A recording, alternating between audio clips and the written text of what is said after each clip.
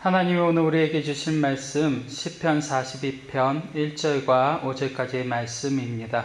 우리 한 목소리로 함께 봉독하도록 하겠습니다. 하나님이여, 사슴이 시냇물을 찾기에 갈급함같이 내 영혼이 주를 찾기에 갈급하니이다.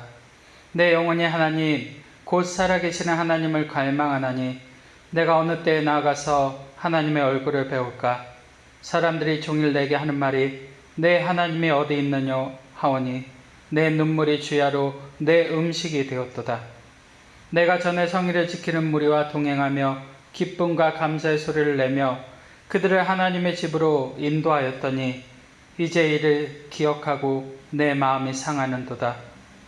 내 영혼아, 내가 어찌하여 낙심하며 어찌하여 내 속에서 불안해하는가? 너는 하나님께 소망을 두라. 그가 나타나 도우심으로 말미암아 내가 여전히 찬송하리로다. 아멘. 저는 오늘 너는 하나님께 소망을 두라. 그가 너를 도우시리라. 주님 주신 제목으로 하나님 말씀 증거하도록 하겠습니다. 어제 기도하고 말씀을 준비하기 위해 교회로 올 때였습니다. 교회가 마주 보이는 신호등 앞에서 불 꺼진 예배당을 보는데 왜 이렇게 주님의 몸된 교회가 어둡고 쓸쓸해 보이는지 가슴이 갑자기 먹먹해지고 두 눈에 눈물이 고였습니다. 그 순간 성령 하나님의 강력한 임재와 마음이 느껴졌어요. 하나님은 불 꺼진 예배당에서 저를 그리고 여러분 한 사람 한 사람을 기다리고 계셨어요. 지하에 차를 주차하고 교회로 올라와 불 꺼진 예배당에서 기도하는데 이 빈 예배당을 가득 채우신 그 하나님의 임재 안에서 계속해서 눈물이 나는 거예요. 성령께서 주신 눈물이었고 주님께서 기도하는 자에게 부어주신 마음 때문에 그랬어요. 그렇게 한동안 흘러나오는 찬양 가운데 기도하고 눈을 떴을 때 창마다 내려진 블라인드를 보며 너무나 답답한 마음이 느껴졌어요. 이 어두운 코로나 시대에 왜 교회가 블라인드를 내리고 교회 불을 꺼야만 하는지 너무나 안타까운 마음이 들었습니다. 그 순간 성령의 바람이 제 영혼 가운데 스치시며 바람처럼 울리는 하나님의 말씀이 있었어요. 일어나라, 빛을 발하라. 이는 내 빛이 이르렀고 여호와의 영광이 내 위에 임하였음이니라. 그 순간 저도 모르게 일어나 교회 모든 블라인드를 올리고 교회 안에 있는 모든 불을 켰어요. 그리고 하나님께 기도했어요. 하나님, 용기를 내어 교회 불을 밝힙니다. 이 교회를 지나가는 이들이 교회에 켜진 불을 보고 손가락질하는 것이 아니라 이 열방복음교회 불빛들이 생명의 빛 대신 주님께로 돌아오는 생명의 등불이 되게 해달라고 그렇게 기도했어요. 그 순간 얼마나 가슴이 뜨거웠는지 몰라요. 교회 불을 밝히고 나서 보니 바깥 세상이 얼마나 어두운지 보게 되었습니다. 교회는 이 어두운 세상에 빛이 되어야 합니다. 진리의 맛을 잃어버린 이 세상에 교회는 복음의 참맛을 전하는 소금의 역할을 감당해야 하는 것이죠. 이사야 60장 1절과 3절의 말씀 같이 읽겠습니다. 일어나라, 빛을 발하라. 이는 내 빛이 이르렀고 여호와의 영광이 내 위에 임하였음이니라. 보라, 어둠이 땅을 덮을 것이며 캄캄함이 만민을 가리려니와 오직 여호와께서 내 위에 임하실 것이며 그의 영광이 내 위에 나타나리니 나라들은 내 빛으로 왕들은 비치는 내 광명으로 나아오리라. 하나님은 일어나라, 빛을 발하라 말씀하시면서 보라, 어둠이 땅을 덮을 것이며 캄캄함이 만민을 가릴 것이라고 말씀하셨어요. 성경의 말씀은 오늘 이 시대에 그대로 이루어지고 있죠. 메뚜기 때처럼 이 땅과 열방을 덮은 코로나에 이어 그 시기와 그 때를 분별할 수 없는 암흑과 같은 재앙이 이 땅과 열방에 드리워져 있어요. 교회는 일로 문이 닫히고 교회 불이 하나씩 둘씩 꺼져가고 있습니다. 언제 끝날지 미래를 알 수 없어요. 언제 이 재앙과 같은 일들이 끝날지도 몰라요. 그래서 우리는 더욱 말씀을 통해 이 시대를 분별해야 돼요. 성경에 이 흑암 재앙이 바로 메뚜기 재앙대에 있었죠. 출애굽기 10장 22절 23절의 말씀 같이 읽겠습니다. 모세가 하늘을 향하여 손을 내밀매 캄캄한 흑암이 3일 동안 애굽 온 땅에 있어서 그동안은 사람들이 서로 볼 수 없으며 자기 처소에서 일어나는 자가 없으되 온 이스라엘 자손들이 거주하는 곳에는 빛이 있었더라. 이 흑암 재앙은 당시 애굽의 태양신 라에 대한 하나님의 심판이었어요. 온 우주를 통치하시는 하나님의 전능하심을 나타내시는 사건이었죠. 그런데 놀라운 것은 온 이스라엘의 자손들이 거주하는 땅에는 빛이 있었다라는 거예요. 이 빛은 하나님께서 세상을 처음 창조하실 때 주셨던 오래의 빛이에요. 하나님은 그 혼돈과 흑암이 덮인 세상에서 하나님을 믿는 하나님의 백성들의 집집마다 이 오래의 등불을 비추어 주시고 이 세상의 주관자가 누구인지 그 애굽 땅에 하나님을 믿지 않는 완악한 백성들에게 분명히 보여주신 것이죠. 오늘날 우리는 계속해서 이어지는 교회발 코로나 감염 소식을 듣고 있어요. 수도권에 있는 모든 교회의 사회적 거리두기가 또 2.5단계로 격상이 되면서 코로나 2차 대유행을 앞둔 이 시기에 교회는 일부 그 책임을 통감하며 정부의 방역 지침에 따라 적극적으로 협조하는 것이 너무나 중요해요. 그래서 우리도 온라인 예배를 통해 이렇게 예배하는 것이죠. 그러나 우리는 이 시기에 정부의 방역 지침을 지키면서도 우리의 예배 또한 지켜나가는 것을 생각해 보아야 돼요. 오늘날 많은 목회자와 성도들이 이 온라인 예배에 대한 갈등과 편견을 가지고 있어요. 어떤 목회자들은 성전에서 드리는 것만이 예배다. 아니다. 우리가 어디에 있든지 하나님을 예배한다면 그것이 바로 성전이고 예배 장소이다. 의견이 분분해요. 그래서 온라인 비대면 예배를 선호하는 성도들도 많아요. 그러나 다른 한쪽에서는 온라인 예배, 비대면 예배가 갖는 한계성을 경험하며 갈등하고 있어요. 결론부터 말씀드리면 예배는 어디에서나 드릴 수 있어요. 장소가 중요한 것이 아니라 우리가 어떤 마음으로 이 예배를 드리는지가 그것이 더 중요한 거예요. 그런데 우리가 어떤 마음으로 예배를 드리는지가 중요하기 때문에 모이는 예배, 이 예배가 더욱 중요한 거예요. 우리가 온라인 비대면 예배를 드리면서 그 한계를 알고 이미 경험하기 때문에 그렇죠. 예수님도 예배 장소를 묻는 수가성 우물가의 여인에게 여자여 내 말을 믿으라. 이 산에서도 말고 예루살렘에서도 말고 너희가 아버지께 예배할 때가 이르리니 말씀하시면서 이렇게 말씀해 주셨어요. 요한복음 4장 22절 24절까지의 말씀 같이 읽도록 하겠습니다. 너희는 알지 못하는 것을 예배하고 우리는 아는 것을 예배하노니 이는 구원이 유대인에게서 남이라. 아버지께 참되게 예배하는 자들은 영과 진리로 예배할 때가 오나니 곧 이때라. 아버지께서는 자기에게 이렇게 예배하는 자들을 찾으시느니라. 하나님은 영이시니 예배하는 자가 영과 진리로 예배할지니라. 예수님 먼저 사마리아 여인에게 너희는 알지 못하는 것을 예배한다라고 말씀해 주셨어요. 당시 사마리아 사람들은 하나님과 우상을 겸하여 섬기는 예배를 드렸기 때문에 그래요. 예루살렘 성전에서 드리는 예배가 무너지면서 사마리아에서는 우상과 하나님을 같이 섬기면서 예배했어요. 오늘날 이단 신천지처럼 악하고 거짓된 이단 사상들이 사마리아 땅에 예배하는 자들에게 덮인 거예요. 오늘날 교회에서 상처받은 분들이 교회를 떠나 홀로 온라인 예배를 통해 예배를 드리면서 그 편이 차라리 속이 편하다 주장하시는 분들이 계세요. 그런데 안타깝게도 그런 분들이 처음에는 예배를 잘 드리시다가 점점 더 예배와 멀어져요. 인터넷이라는 넓은 바다에서 표류하는 배처럼 그 어느 곳에도 마음 두지 못하고 설교를 제목을 따라 골라 듣고 그러다가 신천지와 같은 이단에 빠지는 성도들도 많이 나타나고요. 잘못된 종말론을 주장하는 설교에 빠져 결국 믿음에서 파선하는 것을 우리 주변의 목회 현장에서 너무나 많이 보고 듣고 있어요. 우리도 온라인으로 예배를 드리다 보면 한계를 만날 때가 많잖아요. 찬양도 말씀도 기도도 우리가 모여서 경험하는 이 예배의 감동과 하나님이 주시는 임재를 체험하지 못하고 넘어갈 때가 많죠. 이것이 온라인 비대면 예배가 가지는 한계예요. 구원이 유대인에게서 난다라는 예수님의 말씀은 예수님 자신을 가르쳐 주신 거예요. 우리가 즐겨 부르는 찬양 가운데 내 영혼이 은총 입어라는 찬양이 있죠. 3절의 가사에 높은 산이 거친 들이 초막이나 궁궐이나 내 주 예수 모신 것이 그 어디나 하늘나라.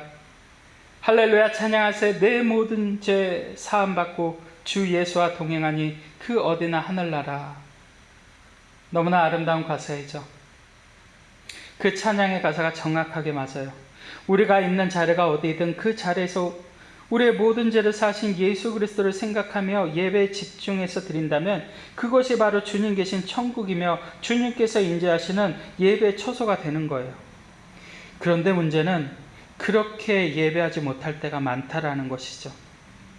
예수님은 예배의 장소를 파하시기 위해 이 말씀을 하신 것이 아니라 교회의 본질과 예배자의 본질이 그리고 그 마음이 어디에 있어야 하는지 그 수가산 우물가의 여인에게 강조해서 알려주시기 위해 이렇게 말씀하신 거예요. 초대교회 성도들은 날마다 성전에 모이기를 힘썼죠. 모든 기독교 역사상 초대교회처럼 뜨거웠던 예배자들은 없었을 거예요. 성령의 불이 각 사람에게 임하고 방언을 했어요. 그들은 나아가 전도했어요. 함께 모여 예배했어요. 그 정도 성령의 역사라면 가정에서 또 혼자서 얼마든지 불붙은 심령으로 하나님을 뜨겁게 예배할 수 있었을 거예요. 그런데 왜 그들이 날마다 교회에 모여 사도들의 가르침을 받고 떡을 떼며 교제하고 모이기에 힘썼을까요? 초대교회 성도들도 오늘날 우리처럼 비대면으로 드리는 예배, 혼자 또 가정에서 드리는 예배의 한계, 그리고 나태함의 한계에 부딪혀 그 믿음이 식어지는 것을 경험했기 때문에 성령의 인도하심을 따라 날마다 성전에 모이기에 힘쓴 거예요. 성령의 한계가 아니에요. 인간의 타락한 본성으로 남이 보지 않는 데서 이 예배의 거룩함을 지켜나가는 것이 결코 쉽지 않은 것을 우리에게 성경은 보여주어요. 우리가 경험했기에 알잖아요. 우리가 모여 예배할 때는 하나님을 뜨겁게 찬양하고 말씀에 집중해서 듣고 또 함께 뜨겁게 기도하지만 우리가 온라인으로 비대면으로 예배할 때는 솔직히 그 정도의 감동과 임재를 경험하기는 힘든 거예요. 또 바쁜 우리의 일상에서 예배를 종종 미루게 되고 결국 넘어가는 일들이 일어나는 거예요. 그래서 성경은 우리에게 이렇게 권면합니다. 히브리서 10장 25절 말씀 같이 읽겠습니다. 모이기를 피하는 어떤 사람들의 습관과 같이 하지 말고 오직 권하여 그날이 가까움을 볼수록 더욱 그리하자. 히브리서 기자가 왜 이런 서신을 남겼을까요? 당시 예수님을 믿는 사람들 중에 여러 이유로 예배의 모임을 자꾸만 피하는 사람들이 생겨났기 때문이에요. 이유는 분명히 있었을 거예요. 생업에 쫓기다 보니 그럴 수 있죠. 또 오늘날과 비교할 수도 없는 박해 때문에 그 박해가 두려워 모이기를 피하는 사람들도 있었을 거예요. 또 가정적인 이유도 있었을 거예요. 남편과 아내 가운데 한 사람만 예수님을 믿는다면 자연스럽게 교회로 가는 것을 막았을 거예요. 지금 시국이 어떤 시국인데 교회에 가냐고 가족의 반대에 부딪혀 점점 더 예배로부터 멀어지고 자이든 타이든 그렇게 한 번씩 두 번씩 예배 참석하는 것을 거르다 보니 어느새 그것이 익숙해지고 서서히 믿음 생활도 식어져 가서 결국에 돌이킬 수 없는 상황까지 가게 되는 거예요. 한 신학자가 말하기를 모이기를 피하는 것이 일상적 현상이 되어버린다면 이 땅의 교회와 성도들의 존립마저 흔들릴 것이라고 했어요. 그만큼 모이는 예배가 중요하다라는 거예요. 교회는 그냥 건물이 아니라 그리스도의 몸이에요. 살아있는 유기체죠.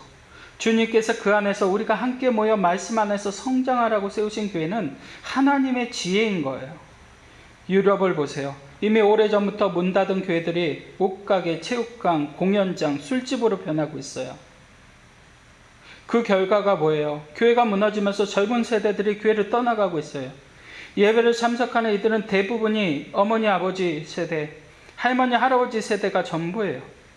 교회가 무너지면서 주말에 갈 곳을 잃어버린 이들이 세상의 향락의 문화를 즐기고 있는 거예요. 주일학교 아이들의 수는 갈수록 줄어져만 가고 신학교가 문을 닫고 더 심각한 것은 교회가 무너진 그 자리에 이슬람이 들어와 그 세력을 넓히고 있는 거예요. 교회는 타락한 이 시대에 거룩한 성도를 지키시기 위한 하나님의 지혜의 모델이며 하나님은 교회를 통해 일하시고 믿는 자들을 그 안에서 보존하시고 그 안에서 성장시켜 가세요. 하나님의 자녀된 우리가 그 하나님의 몸된 집을 떠나면 이 땅의 모든 교회의 예배는 차갑게 식어지고 결국 모든 교회의 문은 닫게 될 거예요. 그래서 성경은 오직 권하여 그날이 가까울수록 모이기에 더욱 힘쓰며 또 모이기를 권면해야 한다고 하시는 거예요. 예수님도 내 집이 만민이 기도하는 집이라 말씀하시고 또 무너져가는 성전을 보시며 눈물을 흘리셨어요. 하나님은 이 시대의 교회가 무너져가는 것을 보시며 안타까워하시면서 눈물을 흘리실 거예요. 계속된 코로나 확진자 수의 증가와 교회발 간염으로 인해 여러 가지 입장과 생각들이 있으실 거예요. 또 비즈니스와 직업상 모이는 것이 너무나 부담이 되실 수도 있어요. 저는 목회자로서 우리 성도들의 그런 마음과 입장 충분히 이해하고 기도해요. 그러나 분명한 것은 우리가 이때 더욱 깨어 성경의 권면대로 그날이 가까울수록 모이기에 힘써야 하고 그 일을 할 수 있도록 고민해야 되고 그 일을 위해 우리가 함께 기도해야 한다는 거예요. 이것이 이 포스트 코로나 시대에 하나님께서 우리에게 원하시는 것이죠. 하나님 이 시대에 불 꺼진 예배당을 보시면 너무나 슬프실 거예요. 또 정부의 방역 지침을 불신하고 어겨가며 막무가내로 예배하는 것도 하나님 원치 않으세요. 온라인을 통해 비대면 예배가 이어지면서 한 기독교 기관의 통계에 의하면 실제로 온라인 예배를 드리는 성도들 가운데 30%만이 온전한 현장 예배를 드리고 있다고 해요. 충격적이죠. 나머지 30%의 성도들은 온라인 예배 가운데 찬양이나 설교만 듣거나 큐티로 예배를 대신하고 있고요. 그 나머지 40%는 전혀 예배를 드리지 않고 그렇게 지나칠 때가 많다라는 거예요. 이것이 비대면 예배가 가질 수밖에 없는 한계인 거예요. 우리가 주일에 교회에 모이지 않으면서 스스로 살면서 예배를 지킨다는 것이 결코 쉽지 않다는 것을 이 통계가 우리에게 보여주는 거예요. 히브리서 11장 6절의 말씀 우리 함께 봉독하도록 하겠습니다. 믿음이 없이는 하나님을 기쁘시게 하지 못하나니 하나님께 나아가는 자는 반드시 그가 계신 것과 또한 그가 자기를 찾는 자들에게 상 주시는 이심을 믿어야 할지니라. 코로나 감염 확산으로 인해 모여 예배하는 것이 두렵고 참 조심스러운 시기예요. 모일 때도 지혜가 필요하고 지킬 것을 지켜야 하죠. 이런 혼돈과 혼란의 시기에 믿음이 없이는 하나님을 기쁘시게 할 수 없어요. 예배는 우리의 믿음의 바로미터라고 할 수 있죠. 여러분 지금 있는 자리에서 또 다시 이 예배 자리로 돌아와 예배하실 때 믿음이 없이는 하나님을 기쁘시게 하지 못함을 기억하시고 동시에 하나님께 믿음으로 나아가는 자는 반드시 그 하나님이 계신 것과 그 하나님께서 자신을 찾는 자들에게 상 주시는 이심을 믿고 예배 드리시기를 축원합니다. 예배는 살아계신 하나님을 예배 현장에서 실제로 만나는 거예요. 우리 안에 이 기대감이 있을 때 하나님이 우리에게 임재하시는 것을 경험하게 되는 것이죠. 우리가 이 예배의 자리에 나와 하나님을 찬양할 때 하나님께서 우리의 찬양 가운데 우리의 마음을 만지시는 것을 경험케 하시죠. 또 말씀 가운데 하나님께서 우리에게 주시는 음성을 듣게 하세요. 또 기도할 때 우리의 가슴이 뜨겁게 하시고 이 예배를 통해 우리의 예배를 회복시키시고 한 주간 살아갈 능력과 힘을 예배 가운데 부어주시고 채워주시는 것을 경험케 하시잖아요. 그래서 우리는 이 시대에 뱀처럼 지혜롭고 비둘기처럼 순결해야 돼요. 정부의 방역 지침을 지혜롭게 지키면서도 순결하게 이 예배 자리를 지켜나갈 때 하나님께서 우리의 예배를 통해 일하시고 역사하실 줄 믿습니다. 하나님은 우리가 이 예배 자리를 지키고 신령과 진정으로 우리를 구원하신 그 예수님의 은혜를 생각하며 예배하기를 기뻐하세요. 예배의 자리를 지키는 것이 얼마나 중요한 것인지 깨닫게 하시는 예화가 있어요. 아프리카의 성자이자 노벨상 수상자인 알버트 슈바이처를 아실 거예요. 이 슈바이처가 어렸을 때 그의 아버지가 목회하는 곳에 비가 오나 눈이 오나 한 번도 예배를 거르지 않고 그 자리를 지키며 예배하는 한 미치라는 노인이 있었어요. 이 노인은 귀가 들리지 않아요. 한 소절의 찬양도 한마디의 설교도 그래서 들으실 수 없어요. 그런데 평생 그 예배 자리를 지키신 거예요. 한마디의 설교도 찬양도 들을 수 없어도 그 노인은 그 예배 시간을 통해 그 부르심 자리에서 하나님을 찬양하고 뜨겁게 하나님을 예배한 거예요. 예배는 눈으로 보고 귀로 듣는 것이 아니라 우리의 온몸으로 드리는 것인 줄 믿습니다. 그때 하나님께서 우리의 예배를 받으시고 그 예배하는 자의 마음 가운데 하나님의 은혜를 넘치도록 부어주시는 거예요. 그러니까 귀가 들리지 않아도 그 예배 자리를 지키시는 것이죠. 오늘 우리가 읽은 시편 42편에는 고라자손의 마스길, 인도자를 따라 부르는 노래라는 표제가 있어요. 고라자손은 우리가 잘 아는 것처럼 성전의 문지기로 또 찬양을 인도하는 분들이었어요. 마스길은 깨닫다, 생각하다라는 뜻을 가진 말로 고라자손의 마스길이라는 것은 하나님께서 성전을 지키며 찬양하는 자에게 깨닫게 하시고 그 깨달은 것을 모아 부르게 하신 노래라는 거예요. 많은 학자들이 시편 42편이 바벨론 포로로 끌려간 고라 자손들이 예루살렘 성전에서 예배를 드리지 못하는 슬픔을 노래한 시라고 얘기해요. 또 어떤 학자들은 다윗이 압살롬의 반역을 피해 광야에서 떠도는 생활을 하면서 그 성전에서 하나님을 예배하지 못한 슬픔을 노래한 시라고 이야기하기도 해요. 그 대상이 누구이든 간에 이 시편 42편은 자이든 타이든 지금 성전에서 예배하는 기쁨을 빼앗긴 이들이 성전에서 드리던 예배의 소중함을 다시 깨닫고 부른 노래인 거예요. 그리고 이 시편 42편이 오늘날 이 성전에서 예배하는 기쁨을 잃어버린 우리에게 주시는 하나님의 마음이 담긴 시편이라는 것을 우리로 하여금 알게 하시는 것이죠. 오늘 1절 말씀 같이 읽겠습니다. 하나님이여 사슴이 시냇물을 찾기에 갈급한 같이 내 영혼이 주를 찾기에 갈급하니이다. 오늘 시편 기자는 성전에서 하나님과 예배하고 그 하나님의 이름만 불러도 눈물이 나오고 행복했던 그 예배 시절로 너무나 돌아가고 싶어 했어요. 여러분 안에 이 예배에 대한, 이 회복에 대한 마음이 있으십니까? 그 예배에 대한 갈증이 너무나 깊어서 목마른 사슴이 시냇물을 찾기에 갈급한 것처럼 내 영혼이 주를 찾기에 갈급하다고 노래하고 있는 거예요. 그만큼 성전에서 하나님을 마음껏 찬양하며 예배하고 싶다라는 것이죠. 실제로 강야에서 사슴이 물을 찾지 못하면 그 목마름에 슬픈 소리를 울부짖는다고 하죠. 제가 어제 이 성전에 오면서 경험했던 안타까운 마음과 눈물과 기도는 이곳에 오지 못하는 성도들의 애타게 기다리시는 하나님의 마음이었을 거예요. 우리가 목마른 사슴처럼 하나님을 예배하길 사모할 때 하나님은 우리보다 더 깊은 목마름으로 우리의 예배를 사모하시며 기다리고 계세요. 그 목마름을 가지고 주님께로 나오시기를 바랍니다. 그러면 하나님께서 그 배에서 생수의 강이 넘치도록 우리의 목마름을 채워주실 줄 믿습니다. 2절 말씀 같이 읽습니다. 내 영혼이 하나님 곧 살아계시는 하나님을 갈망하나니 내가 어느 때에 나아가서 하나님의 얼굴을 배울까. 이 시편 기자는 그 포로된 자리에서 또 아무것도 없는 광야에서 살아계신 하나님을 목마른 사슴처럼 갈망하며 내가 어느 때에 나아가 하나님의 얼굴을 배울까 너무나 안타까운 마음을 울부짖듯 노래합니다. 여러분 안에 만약 이 예배에 대한 목마름을 잃어버리셨다면 지금 여러분의 예배가 어떤 이유로든 무너져 있다라는 증거예요. 돌이켜보세요. 우리가 언제 주님께 나와 기도했어요? 우리 안에 이 예배에 대한 갈증이 있을 때, 목마름이 있을 때 하나님께 나와 기도하고 이 예배를 소중히 여겼잖아요.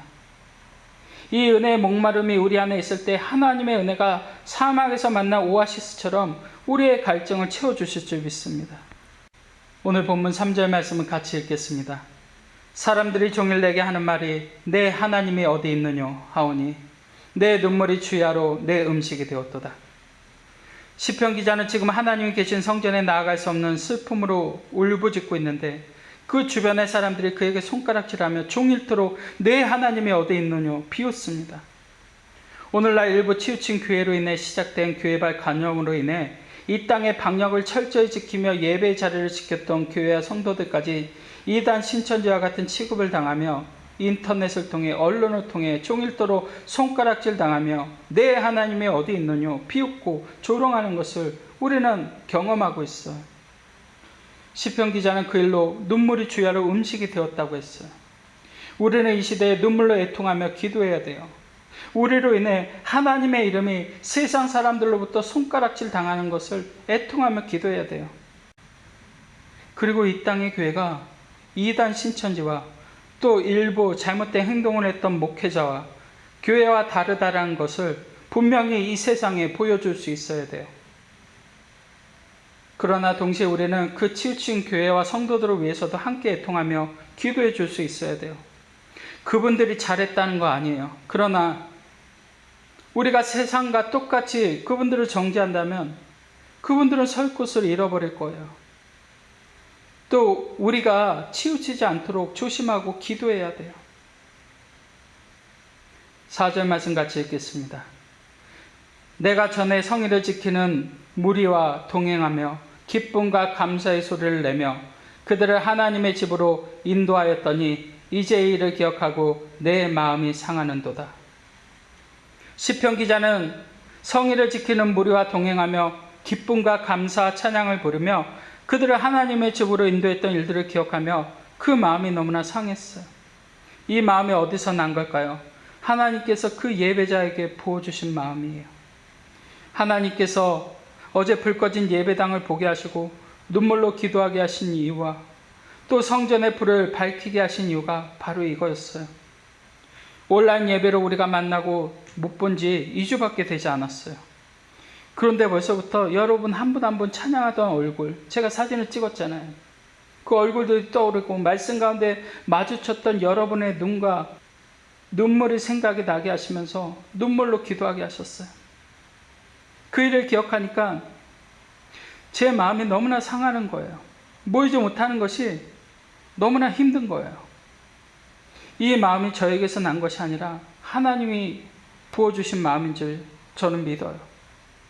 또 우리가 그냥 일상처럼 아무 생각 없이 드렸던 이 예배가 얼마나 소중한 것인지 저와 우리로 하여금 깨닫게 하시는 하나님의 메시지인 것이죠. 20세기의 가장 위대한 설교가로 평가받는 스펄전 목사님은 왜 하나님의 성도들이 예배에 와서도 거룩하지 않고 차갑게 식어져 있는가? 그것은 골방으로 들어가는 것을 게을리 했기 때문이라고 했어요.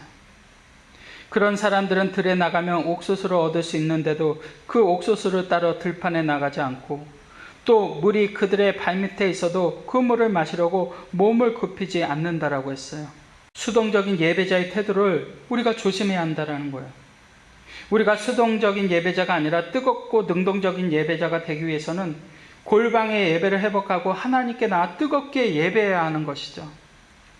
예배의 기쁨은 그냥 얻어지는 것이 아니라 우리가 하나님께 나와 그 예배를 드림으로 하나님께서 그 예배를 받으시고 그 받으신 기쁨을 우리에게 넘치도록 돌려주시는 거예요. 네가 나와 나를 예배하는 것이 내가 너무 기쁘구나. 하나님께서 그 기쁨을 우리에게 돌려주시는 것이죠. 하나님은요, 하나님을 가까이 하는 자를 가까이 하세요. 성경은 하나님을 가까이 함이 우리에게 복이라고 했어요. 다윗은 압살롬과 그 부하들에게 쫓겨 생명의 위협을 받는 상황 속에서도 내가 하나님을 가까이 따르니 주의 오른손이 나를 붙드신다라고 했어요. 우리가 이 예배를 통해 하나님을 가까이 나아갈 때 하나님은 이 예배를 통해 우리를 가까이 하시는 것을 우리로 하여금 체험케 하세요.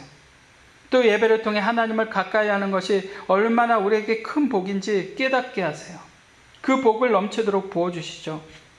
또 우리의 삶의 어떤 상황 속에서도 하나님을 예배하는 자들은 주님께서 다윗처럼 오른손으로 붙들어 주시고 승리케 하시는 줄 믿습니다.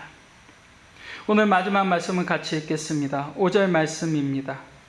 내 영혼아 내가 어찌하여 낙심하며 어찌하여 내 속에서 불안해하는가? 너는 하나님께 소망을 두라. 그가 나타나 도우심으로 말미암아 내가 여전히 찬송하리로다. 어제 말씀 준비할 때 다 아시겠지만 집사님이 요즘 내 삶의 주의 기쁨과 소망을 찾기 어렵지 않으신지요? 그때 주님께서 우리의 마음 가운데 성령으로 말씀하십니다 하시면서 수리엘에 왜 슬퍼하느냐 찬양의 가사를 공유해 주셨어요. 그 찬양의 전체 가사가 이래요. 왜 슬퍼하느냐? 왜 걱정하느냐? 하나님 오늘 우리에게 말씀하시는 거예요. 뭘 두려워하느냐? 아무 염려 말아라. 큰 어려움에도 큰 아픔이 있어도 이젠 아무 걱정하지 마. 내가 너를 붙들어 주리. 내가 너와 항상 함께하리라. 내가 너를 지키리라. 실망치 말고 나를 보아라. 나는 너의 하나님이라. 실망치 말고 나를 보아라. 나는 너의 하나님이라. 이 찬양의 가사는 하나님께서 그 예배자에게 부어주신 거예요. 또 고라 자손처럼 찬양을 인도하는 자에게 그 마음을 부어주셔서 이 성전에서 예배하지 못하고 그래서 마음이 불안하고 흔들리고 염려로 살아가는 우리에게 그 하나님의 마음을 우리에게 들려주신 거예요. 찬양을 통해 깨닫게 하시고 부르게 하심으로 하나님의 마음을 알게 하시는 것이죠. 오늘 시편 42편 5절 마지막 찬양의 가사가 그래요. 이 시편 기자는 내 영혼아 내가 어찌하여 낙심하며 어찌하여 내 속에서 불안해하는가 말합니다. 이것은 시편 기자의 독백이에요. 이 시편 기자가 누구인지 몰라도 지금 예배를 드리지 못하고 예배 자리가 무너진 상황에서 어떻게 해야 할지 몰라 낙심하고 불안했어요. 종일토록 사람들의 손가락질 받으며 낙심했어요. 불안했어요. 두려움에 떨었어요. 도망쳐야 됐어요. 그때 하나님께서 아시고 다가오셔서 말씀하십니다. 왜 낙심하고 있니? 왜 불안해하고 있니? 너는 하나님께 소망을 두라. 하나님께 소망을 두라는 것은 그 낙심과 불안의 자리에서 하나님을 예배하라고 말씀하신 거예요. 하나님이 이 어두운 시대에 하나님께 소망을 두고 하나님께 나와 예배하길 원하세요. 시편 기자는 그 하나님의 음성을 듣고 그 자리에서 하나님을 찬양하고 예배하기로 결단합니다. 그리고 그는 깨달았어요. 아, 하나님께서 지금 이 자리에서 나와 함께 하시는구나. 여러분, 아직 상황은 그대로예요. 문제는 해결되지 않았어요. 여전히 예배할 수 없는 상황 가운데 있어요. 그런데 하나님을 찬양하다 보니 그의 마음이 바뀐 거예요. 내가 있는 자리에서 그 하나님의 도우심을 믿고 내가 여전히 찬송하는 삶을 살겠다라는 것이죠. 하나님은 오늘 우리에게 원하시는 것이 바로 이 예배자의 마음이에요. 아직 상황은 바뀌지 않았어요. 여전히 그대로예요. 그러나 우리가 해야 할 일은 정부의 방역 지침을 지키면서도 동시에 이 예배 자리를 지키셔야 돼요. 그것이 온라인 예배든 우리가 다시 모여 예배하는 것이든 우리가 하나님께 그 소망을 두고 하나님 앞에 나와 예배 자리를 지키며 예배할 때 하나님께서 우리의 예배를 통해 이 땅을 회복시키시고 고치시고 승리케 하시며 우리를 축복해 주실 줄 믿습니다. 이제 우리 주신 찬양 함께 찬양하고 기도하도록 하겠습니다.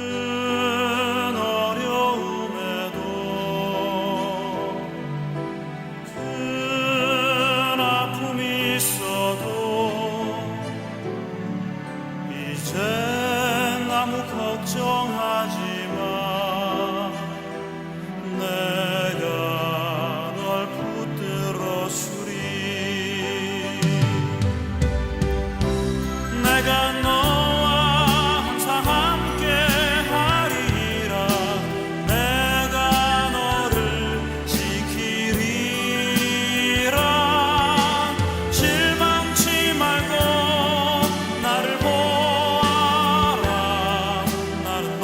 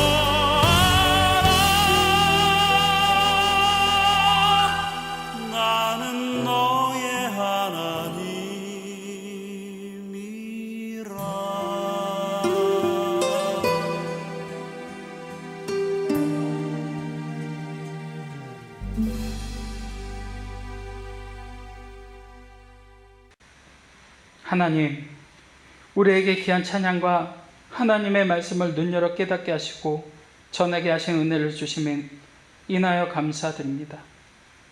하나님, 슬퍼하지 않겠습니다. 걱정하지 않겠습니다. 두려워하지도 않겠습니다. 염려하지 않겠습니다. 하나님의 백성, 하나님께서 지켜주시고 다시 만나게 하시고 하나님을 뜨겁게 예배하게 하실 줄 믿습니다. 이제 아무 걱정하지 않고 주님 앞에 나와 예배하며 우리를 붙들어 주시는 하나님을 경배하며 찬양하도록 하겠습니다. 어떤 상황 속에서도 우리와 함께 하시고 우리를 지키시는 하나님을 바라보며 예배하겠습니다. 우리 성도 한 사람 한 사람 떨어져 있는 자리에서 골방의 예배와 기도의 자리를 매일 지키게 하시고 우리 다시 모여 예배하는 그때 이 성전에서 하나님을 찬양하고 예배하는 기쁨의 소리가, 찬양의 소리가 끊어지지 않도록 우리의 예배를 지켜 보존하여 주시옵소서.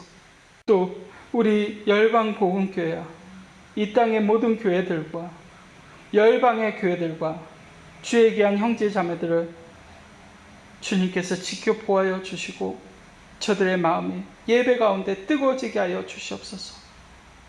우리의 예배를 통해 영광 받으시고 예배하는 자에게 복 주시는 예수님의 이름으로 축복하며 기도드립니다. 아멘.